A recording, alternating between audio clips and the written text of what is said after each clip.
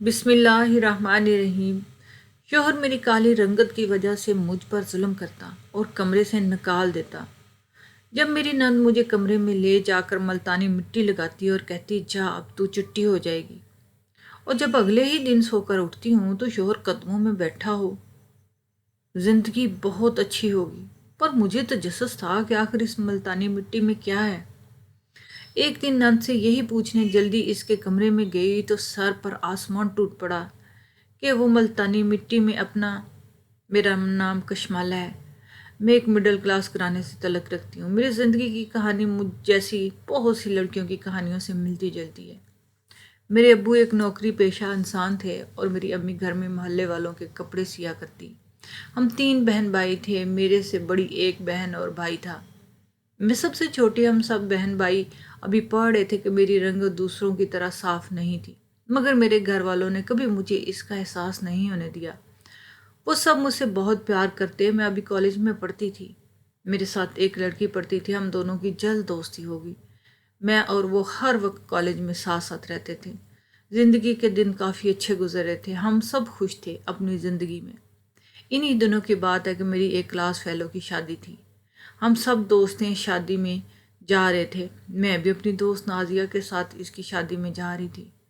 میں اور نازیہ بہت سارا تیار ہو کر شادی والے گھر پہنچے۔ وہاں ہر طرف گہما گہمی تھی۔ میں ایک زندہ دل لڑکی تھی اور مجھے اس طرح کی تقریبات بہت پسند تھی۔ دوستوں کے ساتھ مزے کرنا، زندگی کو اپنی مرضی سے جینا، چھوٹی چھوٹی خوشیوں کو اپنے دامن میں سمیٹ لینا مجھے بہت پسند تھا۔ شادی کا گھر بہت خوبصورتی سے سجا ہوا تھا، ہر طرف برقی کہکے لگ رہے تھے۔ ہم سب دوستیں اندر کی طرف بڑھ گئے۔ ہماری جس دوست کی شادی تھی اس کا نام سائمہ تھا، وہ بہت ہی خوبصورت لگ رہی تھی دلہن بن کر۔ ہم سب دوستیں باری باری سے ملنے گئی، پھر ہم کافی دیر وہاں بیٹھے۔ کبھی کبھی لگتا ہے کہ زندگی بس یہی ہے۔ ابھی اصل میں زندگی کی حقیقتیں اور تلخیوں سے دراصل میرا واسطہ ہی نہیں پڑا تھا، اور نہ ہی میں یہ جانتی تھی کہ دراصل زندگی ہوتی کتنی تلخ ہے۔ یہ تو مجھے پتہ چلا جب میری زندگی میں میرا سب سے قیمتی اثاثہ چھن گیا۔ میری ماں میری زندگی تھی اور وہ ایک دن اچانک مجھے چھوڑ کر دور چلی گئی، اتنی دور جہاں سے کبھی کوئی نہیں واپس آیا۔ ابھی کچھ دن پہلے ہی کی تو بات تھی کہ وہ ہمارے ساتھ ٹھیک ٹھاک بات چیت کر رہی تھی، پھر سے میرے امتحانوں کے بارے میں پوچھ رہی تھی۔ میں بھی انہیں بتا رہی تھی کہ کب میرے امتحان شروع ہو رہے ہیں اور میری کتنی تیاری ہے، اور ہمارے سامنے بیٹھے بیٹھے ایک دم ان کی طبیعت بگڑی اور ہمیں انہیں فوراً طور پر ہاسپٹل لے جانا پڑا، جہاں ڈاکٹر نے انہیں ایمرجنسی میں فوراً منتقل کیا۔ ہم سب باہر بیٹھے دعائیں مانگ رہے تھے کہ ہماری ماں ٹھیک ہو جائیں۔ ٹھیک 18 گھنٹے گزر چکے تھے مگر ڈاکٹر کچھ نہیں بتا رہے تھے۔ میری حالت کافی خراب ہو چکی تھی۔ میری بہن مجھ سے گھر آ کر اور مجھے دوا دے کر سلانے کے لیے لٹا دیا۔ میں سوئی ہوئی تھی کہ مجھے ایک اچانک عجیب خواب آیا۔ میں ایک دم ڈر کر اٹھی اور بہن سے ضد کی کہ مجھے اماں کے پاس ہاسپٹل جانا ہے۔ وہ مجھے لے کر وہاں چلی گئی۔ ہم جیسے ہی وہاں پہنچے تو مجھے پتہ چلا کہ میری ماں ہم سے ہمیشہ ہمیشہ کے لیے بچھڑ گئی ہے۔ میں ایک دم منہ پر ہاتھ رکھ کر وہیں بیٹھ گئی۔ مجھ پر گویا قیامت سی ٹوٹ گئی تھی۔ اگلے ہی گھنٹے بے ہوشی کی حالت میں رہی تھی، پھر کسی چیز کا کوئی ہوش نہیں تھا۔ کچھ دن گزرے تو میری حالت تھوڑی سنبھلنے لگی، مگر اب میں بھی آنا جانا چھوڑ چکی تھی، یہاں تک کہ کالج بھی نہیں جا رہی تھی، نہ ہی امتحان دے رہی تھی۔ میں گویا ساری دنیا سے کٹ کے رہ گئی تھی۔ ابھی امی کی موت کو چند ماہ ہی گزرے تھے کہ میرے ابو نے دوسری شادی کر لی۔ میں یہ سن کر ہکا بکا رہ گئی۔ وہ ایک دن گھر آئے تو ان کے ساتھ ایک عورت تھی۔ انہوں نے بتایا کہ انہوں نے شادی کر لی اور اب یہ ہمارے ساتھ رہیں گی۔ ہم نے اپنے ابو سے کچھ نہیں کہا۔ کچھ عرصے بعد ہماری نئی امی تھوڑی بہت بات چیت شروع ہو گئی۔ میں پورا دن گھر میں ہی رہتی اور بور ہوتی رہتی، اتنا کام ہی نہیں ہوتا تھا۔ ایک دن میری خالہ ہمارے گھر آئیں اور میری بہن کا رشتہ اپنے بیٹے کے لیے مانگا۔ میرے ابو اور بھائی نے بہن سے پوچھ کر ہاں کر دی۔ گھر میں تیاری ہوگی، شادی کی تیاری شروع ہوگی۔ ہر لمحے ماں کی یاد آتی رہتی۔ شادی سادگی سے کرنے کا فیصلہ کیا۔ میں نے اپنی قریبی دوستوں کو بلایا، گھر میں رونق لگ گئی تھی۔ اتنے لمبے عرصے کی اداسی کے بعد میں آج تھوڑا خوش تھی۔ ہم سب دوستیں ایک کمرے میں بیٹھی باتیں کر رہی تھی کہ میرے بھائی نے مجھے باہر بلایا۔ میں گئی تو انہوں نے مجھے کہا کہ خالہ تمہیں بلا رہی ہیں۔ میں ان کی بات سن کر سر ہلا کر سامنے بنے کمرے کی طرف بڑھ گئی اور وہ باہر صحن کی طرف۔ میرے خیال میں کہ خالہ وہیں تھی، مگر جب میں اندر داخل ہوئی تو کوئی بھی نہیں تھا۔ اس سے پہلے کہ میں پلٹ کر واپس جاتی مجھے واش روم سے پانی گرنے کی آواز آ گئی۔ مجھے لگا خالہ اندر ہیں۔ میں وہیں بیٹھ کے ان کا انتظار کرنے لگی۔ تھوڑی دیر بعد واش روم کا دروازہ کھلا اور کوئی باہر آیا تو میں نے مڑ کر دیکھا۔ مجھے لگا وہ خالہ ہوں گی، مگر میں دیکھ کے حیران رہ گئی کہ وہ تو ایک 25-24 سال کا لڑکا تھا۔ وہ بھی مجھے وہاں دیکھ کر میری ہی طرح کافی حیران تھا۔ یہ کافی عجیب سی سچویشن تھی میرے لیے۔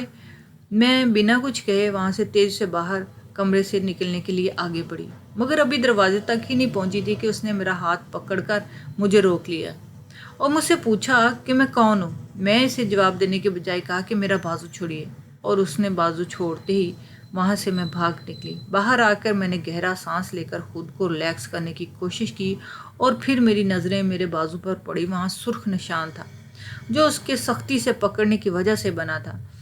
پھر پوری تقریب میں اس کی نظروں سے بچنے کے لیے اندر ہی کمرے میں رہی۔ رخصتی کے وقت میں باہر آئی، ادھر ادھر دیکھا، مگر وہ مجھے کہیں نظر نہ آیا۔ اپنی بہن کے گلے لگ کے میں بہت روئی۔ اس موقع پر امی کی بہت یاد آئی۔ کاش وہ ہمارے بیچ میں موجود ہوتی اور سب کچھ کتنا اچھا لگ رہا ہوتا۔ کچھ دیر بعد ہر طرف سناٹا چھا گیا۔ ابھی کچھ دیر پہلے تو یہاں کتنی رونق تھی، مگر اب جیسے ساری رونقیں میری بہن کے ساتھ چلی گئی۔ میں تھک ہار کر اپنے کمرے میں آ کے لیٹ گئی اور دھیرے دھیرے رونے لگی۔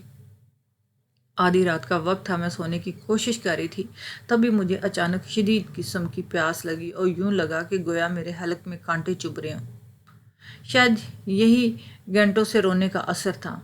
میں اٹھ کر باہر بنے کچن کی طرف آئی تو مجھے کسی کی موجودگی کا احساس ہوا۔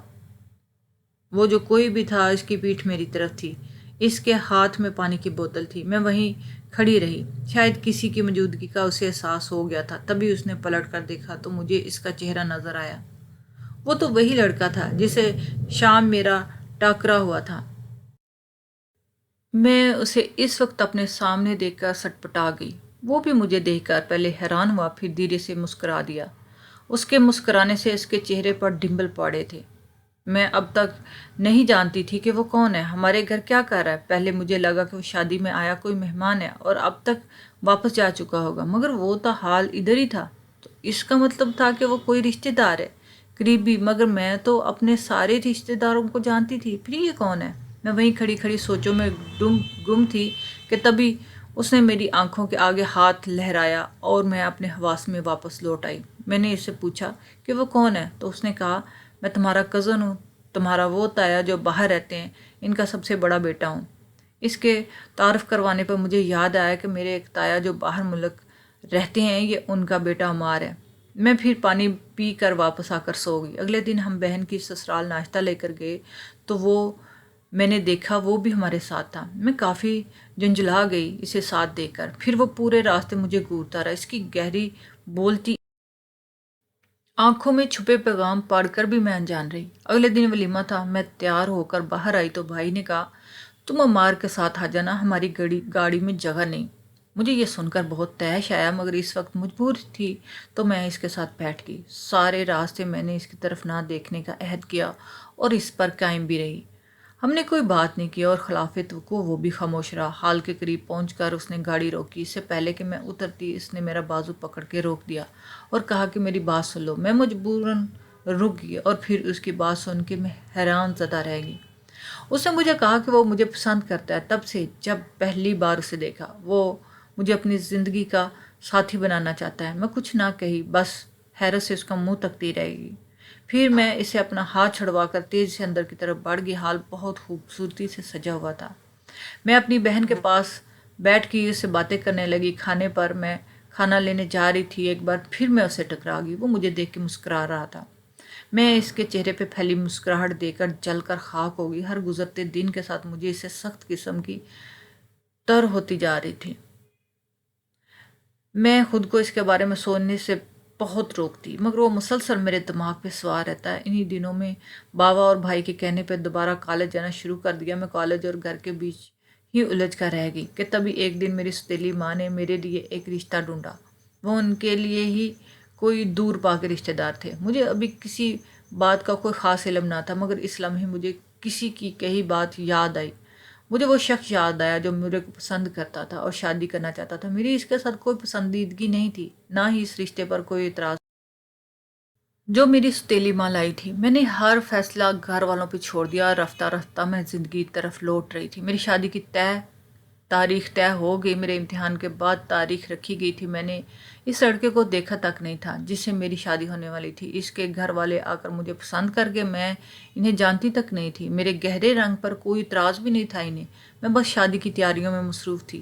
اگلے مہینے میری شادی تھی۔ میں شاپنگ وغیرہ سے ابھی فارغ نہیں ہوئی تھی، پھر اس سب میں مصروف پتہ نہیں چلا کہ شادی کا دن کب آ گیا۔ آج میری شادی ہے۔ میرے دل میں بہت سارے خدشات تھے کہ جب وہ مجھے دیکھے گا تو نہ جانے کیا کہے گا اور کیسا ہوگا، میں ایک انجان خاندان میں کیسے رہوں گی۔ انہی سب خدشات میں گھر سے میں رخصت ہو گئی۔ شوہر میری کالی رنگت کی وجہ سے مجھ پر ظلم کرتا اور کمرے سے نکال دیتا۔ جب میری نند مجھے کمرے میں لے جا کر ملتانی مٹی لگاتی اور کہتی جا اب تو چھٹی ہو جائے گی، اور جب اگلے دن سو کر اٹھتی تو شوہر قدمے میں بیٹھا ہوا۔ زندگی اچھی ہو گئی تھی، پر مجھے تجسس تھا کہ آخر اس ملتانی مٹی میں کیا ہے۔ ایک دن نند سے یہی پوچھنے جلدی اس کے کمرے میں گئی تو سر پر آسمان ٹوٹ پڑا کہ وہ ملتانی مٹی میں اپنا تھوک ڈال کر ملا رہی۔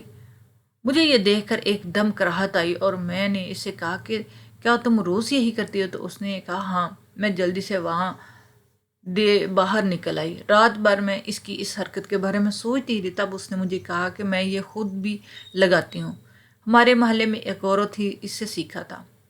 میں نے اس کو کوئی جواب نہ دیا۔ میری رنگت واپس گہری ہوگی اور اب میرے چہرے پر دانے بھی بننے لگے تھے۔ تبھی میں نے ایک دن اپنی بہن سے کہا کہ میں اپنی زندگی سے بہت تنگ ہوں۔ اس نے مجھے تسلی دی اور صبر کرنے کا کہا، مگر ہرگز دن کے ساتھ میری اذیت بڑھتی جا رہی تھی۔ میرا شوہر ہر روز مجھے ٹھکرا کر میری نفی کرتا اور یہ سب مجھے سہنا بہت مشکل تھا۔ میں ایک دن تنگ آ کر گھر سے بھاگ گئی۔ مجھے نہیں پتا تھا مجھے کہاں جانا ہے، میں بس بھاگتی جا رہی تھی۔ پھر مجھے میری دوست کا خیال آیا، میں اس کے گھر چلے گی۔ وہ میری حالت دیکھ کر رونے لگی۔ میں کچھ دن ان کے پاس رہی۔ میرے گھر والے میرے غائب ہو جانے پہ کافی پریشان تھے۔ پھر میری دوست نے میری بہن کو بتایا کہ وہ اس کے پاس ہے۔ اگلے دن میرے ابو اور بھائی آ کر مجھے ساتھ لے گئے اور مجھ سے پوچھا کیا ہوا ہے۔ میں نے روتے ہوئے میں نے ساری داستان بتا دی تو وہ بہت غصے میں آ گئے اور میرے شوہر کو بلایا۔ جب وہ آیا تو اس نے صاف کہہ دیا کہ وہ مجھ سے شادی نہیں کرنا چاہتا تھا، یہ تو زبردستی کی شادی ہے، اور اس نے یہ بھی بتایا کہ وہ پہلے سے شادی شدہ ہے۔ سب اس کی بات سن کر حیران رہ گئے۔ اس نے بتایا کہ تمہاری ستیلی ماں یہ سب جانتی تھی۔ میرا دل بہت بری طرح ٹوٹ گیا۔ میں ایک بار پھر سب سے کٹ کے رہ گئی۔ کچھ دن گزرے ہوں گے کہ میرے شوہر نے مجھے طلاق دے دی۔ مجھے اس کا کوئی افسوس نہ تھا۔ میں بنا کچھ کہے زندگی کی اسی ڈھنگ پر چلنے لگی جس پر زندگی مجھے لے کر جا رہی تھی۔ آج صبح ہی موسم ابرآلود تھا۔ میں سڑک پر چلتی جا رہی تھی اور اپنی زندگی کی تلخ دنوں کے بارے میں سوچ رہی تھی۔ آج 2 سال گزر گئے تھے اس واقعے کو۔ میں نے اپنی پڑھائی مکمل کر کے ایک جگہ جاب کر لی۔ میں ابھی تک دوبارہ شادی کا ارادہ نہیں باندھا تھا۔ میں روز کی طرح آج بھی صبح صبح پارک کی طرف جا رہی تھی۔ صبح کا ہلکا دھند لگا ہوا ہر جگہ چھائی ہوئی تھی۔ میں اپنی دھن میں مگن بس چلتی جا رہی تھی کہ اچانک دوسری طرف سے آتے شخص سے بری طرح ٹکرا گئی۔ وہ مجھے سوری بول کر آگے بڑھ گیا۔ میں اس کا چہرہ نہ دیکھ پائی۔ مجھے اس پر بے تحاشا غصہ آیا۔ پھر میں نے سر جھٹک کر پارک کی طرف بڑھ گئی۔ سامنے بنا بنچ خالی دیکھا تو میں ادھر ہی بیٹھ کر اپنے ہاتھ میں اٹھائی کتاب کھول کر گھٹنوں پہ رکھ کر پڑھنے لگی۔ میں ادھر ادھر سے بے خبر کتاب میں غرق تھی کہ جب 8 بجے تو میں معمول کی طور پر کتاب بند کر کے اپنی جگہ سے اٹھی۔ تقریباً پارک سارا خالی ہو چکا تھا۔ یہ وقت اسکول اور آفس وغیرہ جانے کا تھا۔ مجھے بھی 9 بجے نکلنا تھا۔ میں سب سے پہلے ایک گہری سانس لی اور خود کو تر و تازہ کیا اور واپسی کے لیے اپنے قدم بڑھا دیے۔ واپسی پر مجھے یوں لگا کوئی میرا پیچھا کر رہا ہے۔ تھوڑا آگے جا کر میں رکی اور واپس مڑ کر دیکھا تو وہاں کوئی بھی نہیں تھا۔ میں بھی اپنا وہم سمجھ کر گھر واپس آ گئی۔ گھر پہنچ کر میں نے ناشتہ بنا کر ناشتہ کیا اور پھر تیار ہو کر اپنے آفس کے لیے نکل گئی۔ میں ابھی تک اپنے باس کو نہیں جانتی تھی، حالانکہ کافی عرصہ ہو گیا تھا مجھے یہاں کام کرتے، مگر کبھی ملاقات کا اتفاق نہیں ہوا تھا، نہ ہی مجھے اس کا نام معلوم تھا۔ بس انہیں باس کہتے اور باس سے ہی بلاتے تھے۔ میں آج آفس میں پہنچی تو حسب معمول فائلوں کا ایک ڈھیر میری ٹیبل پر پہلے سے پڑا ہوا تھا اور مجھے پتا تھا کہ اب شام تک مجھے انہی میں اپنا سر घुसाना रखना है। मैंने टेबल की पुष्ट पर अपना बैग रखा और खुद को सीट पे गिरा लिया। अभी मैं फाइल का जायज़ा लेना के लिए सोच ही रही थी कि मेरी नज़र एक बड़े छोटे से कार्ड पर। मैंने उठा कर देखा तो वो फ्रेंडशिप कार्ड था। इससे खोला तो अंदर बहुत खूबसूरत राइटिंग में मेरा नाम लिखा हुआ था। मैं हैरान थी कि आखिर ये कहाँ से आया और किसने रखा। आज का पूरा दिन ही बहुत अजीब था मेरे लिए। सुबह से अजीब वाक़यात हो रहे थे मेरे साथ। मैं अभी इन्हीं सोचों में मगन थी कि मेरी एक कोलीग आकर मुझे बताने लगी कि आज बॉस आए हैं। ये काफ़ी हैरानकुन था क्योंकि ये पहली बार था कि वो इस तरह हमारी तरफ आए, वरना वो मेन ब्रांच में ही रहते थे ज़्यादातर। मगर अब यूं अचानक बिना किसी वजह के ये आमद हैरान कुन थी। बहरहाल मैं अपना काम में मसरूफ़ हो गई, मुझे क्या कोई आए या जाए। शाम को जब मैं ऑफिस ऑफ हुआ तो मैं पैदल चलकर बस स्टॉप की तरफ गई। घर पहुंचकर मैं फ्रेश होकर बुक शॉप पर जाने का फ़ैसला किया। मैं घर से निकलकर अभी अगली गली में मुड़ी ही थी कि मेरे साथ कुछ चलने लगा। मुझे काफ़ी अजीब लगा। मैंने इसका चेहरा देखना चाहा मगर उसने हेड पहन रखा हुआ था जिसके बायस मैं इसका चेहरा ना देख पाई। जब बुक शॉप पर पहुंची तो वहां से आगे चला गया। वापसी पर मैंने देखना चाहा कि वो कहीं मेरे पीछे तो नहीं आ रहा, मगर वहां कोई भी नहीं था। अगले दिन सुबह जब मैं पार्क के लिए निकली तो दोबारा मुझे लगा मेरा कोई ताक़ब कर रहा है। मैंने शदीद गुस्से में आकर मुड़कर देखा तो ऐन पीछे वो खड़ा था। क्या मसला है तुम्हारे साथ? क्यों हर जगह मेरा पीछा कर रहे हो? कौन हो तुम? मैंने तैश में आते हुए इस पर कई सवाल किए, एक साथ बुछाड़ कर दी। उसने बिना कुछ कहे अपना हैंड उतारा तो उसका चेहरा देखा और मैं इसकी तरफ देखते ही कंग रह गई। न जाने कितने साल गुजर गए थे इसको देखे हुए। मैं तो इसे भूल ही गई थी और वो आज अचानक मेरे पीछे आ खड़ा हो। मैंने तो कभी सोचा भी नहीं था कि वो इस तरह कभी वापस भी आ सकता है और हम मिल भी सकते हैं। वहीं खड़े मुझे अपनी पहली मुलाकात याद आ गई। मुझे हक्का बक्का देखकर वो मुझे अपने साथ अंदर पार्क में ले गया और बेंच पे बिठा दिया। साथ ही खुद भी कुछ फासले पे बैठ गया। मैंने एक बार फिर इसकी समत देखा। वो अमारी था। न जाने इतने सालों बाद वो कहाँ से एकदम मेरे सामने आ गया और वो मेरा पीछा क्यों कर रहा था आखिर। मुझे खामोश देखकर उसने मुझसे बात करने का इरादा किया और पहला सवाल उसने मुझसे जो पूछा उसमें शिकवे थे। तुमने शादी क्यों कर ली? मेरा इंतज़ार क्यों नहीं किया? मैं इसका ये गैर मुतवक्का सवाल सुनकर बस इसका मुंह देखकर रह गई।